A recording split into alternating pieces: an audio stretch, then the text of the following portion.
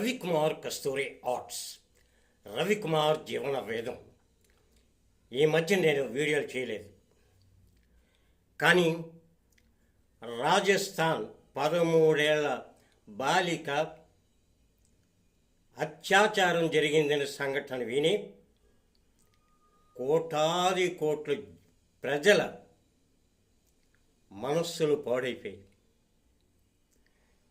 అలాగే నా మనసు కూడా కలత చెందింది. 13 ఏళ్ల బాలిక మీద 30 మంది 5 హోటళ్ళు బుక్ చేసుకుని అత్యాచారం చేశారు. ఈ అత్యాచారం ఇది ప్రపంచంలోనే వింతైనది. ఇది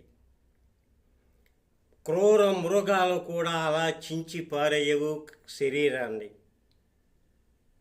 అంత దారుణంగా 30 మంది ఆ అమ్మాయిని రేప్ చేశారు.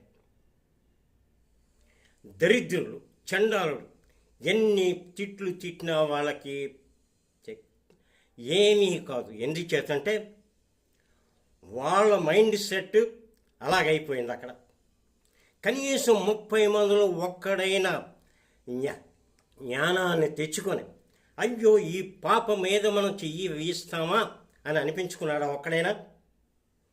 లేదు. మనకి 13 ఏళ్ళ పిల్లని చెయ్యి పట్టుకోవడానికి అసహ్యం వేస్తుంది. ఆ చిన్నపిల్ల చెయ్యి పట్టుకోవడం ఏమిటి మనం అని. ఈ క్రూర మృగాలు అడవుల్లో ఉండవలసినవి అక్కడ కూడా ఉండడానికి కూడా పనికిరావు. వీటిని ఎంత క్రూరంగా శిక్షించాలి అంటే మరి వాటికి పేరు లేదు, ఊరు లేదు. ఆ శిక్షకి రాళ్ళతో కొట్టి చంపినాం, కర్రలతో కొట్టి చంపినాం, శిక్ష తక్కువే. ప్రభుత్వం వేసే శిక్షే మనం అంగీకరిద్దాం. ఎంచేతంటే ఇలాంటి కిరాతకులు ఉన్నంతకాలం మిగతా అమ్మాయిలు కూడా బలైపోతారు. ఈ అమ్మాయిలు బలైపోవడం అన్నది ఈ కిరాతకుల వల్ల. ఈ కిరాతకులు నైవంచనలు చేసి అన్యాయం చేస్తున్నారు. ఎంత ఘోరాతి ఘోరంగా ఆ అమ్మాయిని అన్యాయం చేశారు. కనీసం ఆ పిల్లని చేయి పట్టుకుంటే బాధపడుతుంది, నొప్పి పెడుతుంది అంటుంది ఆ పిల్ల.